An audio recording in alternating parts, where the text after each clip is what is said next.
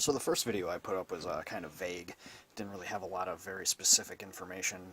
It just gave a general outline of where I get some inventory. But I got a few items here in front of me that I'm going to show you a few of my sales that I made today on eBay. 3 of my 6 sales of the day so far, and it's fairly early in the day still, I guess. But that doesn't include my Amazon store. I'm not going to talk about that right now.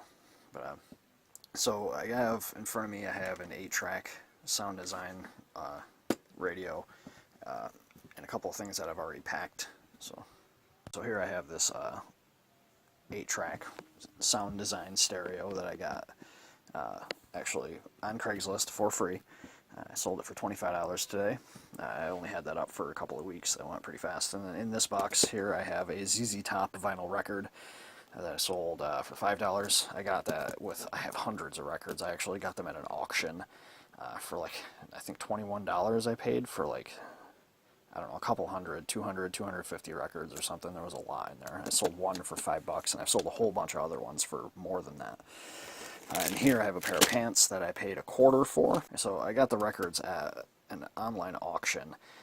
Like I said, like 200, 250 of them or something for $21. You can actually download estatesales.net. There's an app you can download, and it will give you information on auctions, online auctions, garage sales, estate sales, all kinds of stuff in your general area, anywhere in the country. This, like I said, Craigslist, it's missing a button here, but I had it, but I don't know where it went. I lost it.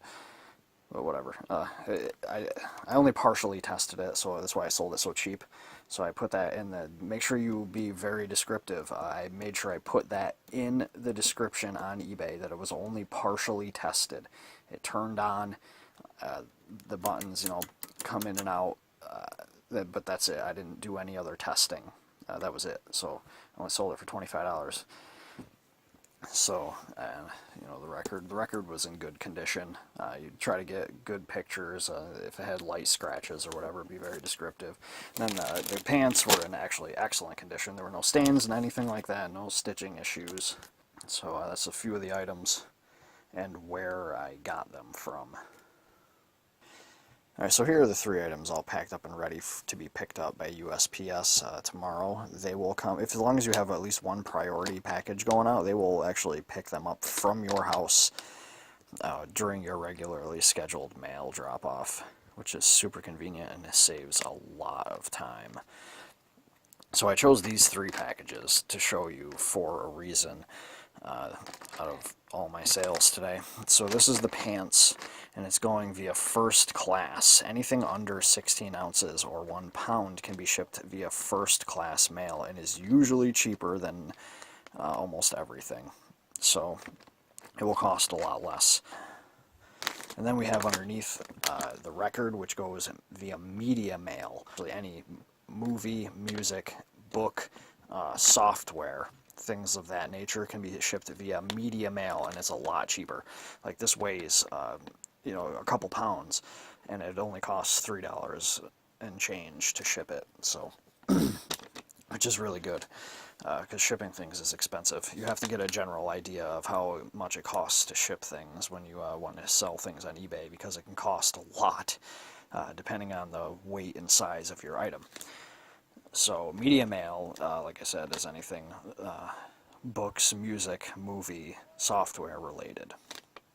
And it costs significantly less than other services. And then the bottom one, we have the 8-track player, which is I don't know, it was heavy. It weighed like 10 pounds or something. And it's going priority mail.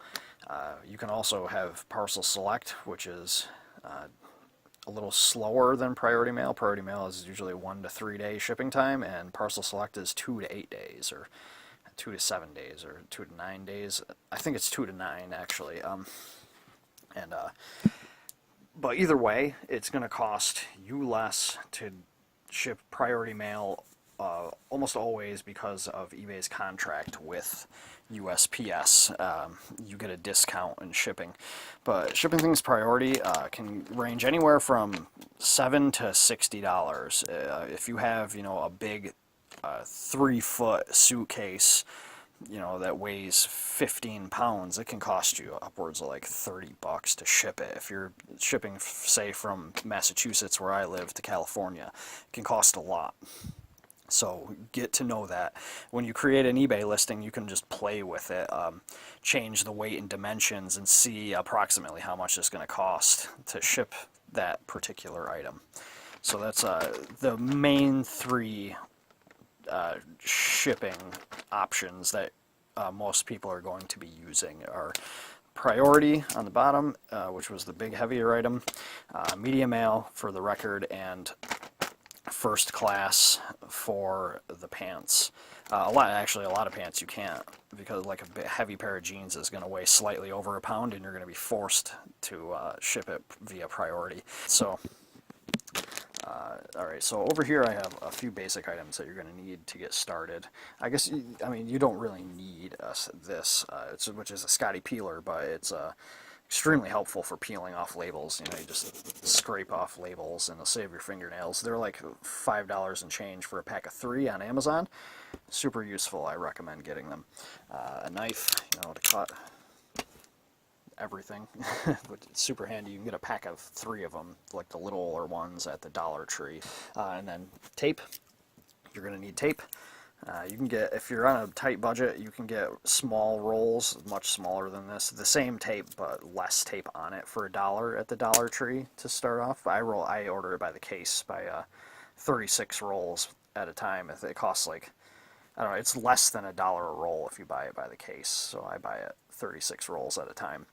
And scissors to cut your tape, and a scale. You absolutely need a postal scale. This thing will weigh up to 50 pounds. There's another better scale that most people use, but I just use this one because I don't want to spend any more money to get the other one. It works fine.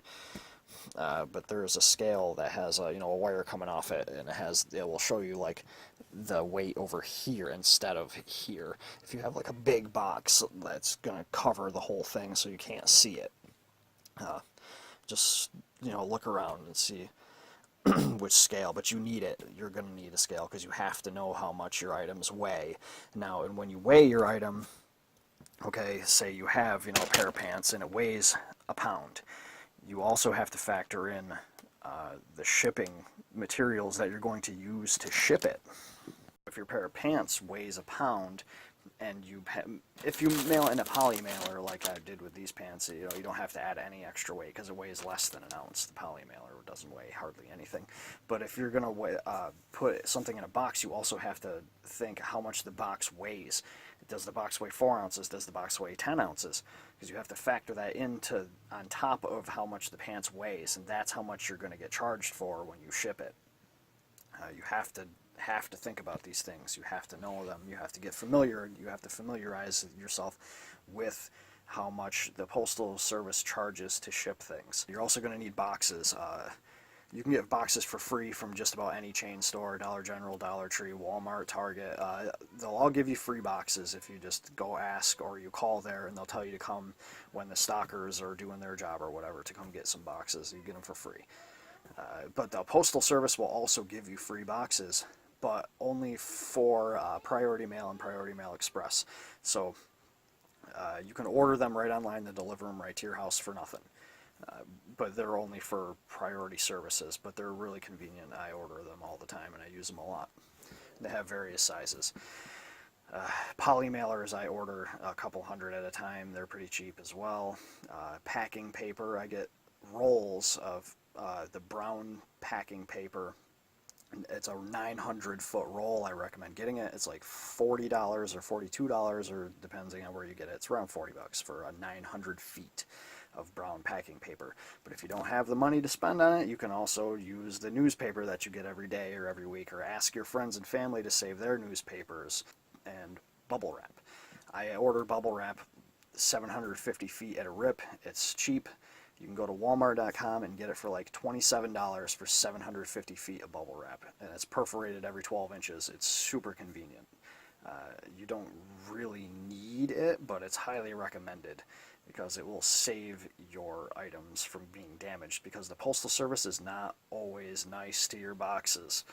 I've had them damage several items on me, and if you can prove that you packed them well and you have pictures from your buyer or whatever after they receive them and they complain to you that they got broken, the Postal Service will give you your money back. But it's not good. You know, protect your items, protect your investment, make your buyers happy. You don't want them getting damaged, you know, because you might not ever find another one. All right, so I guess that's it for now. If you subscribe below if you like the content. If you have any questions, leave them in the comments. Peace.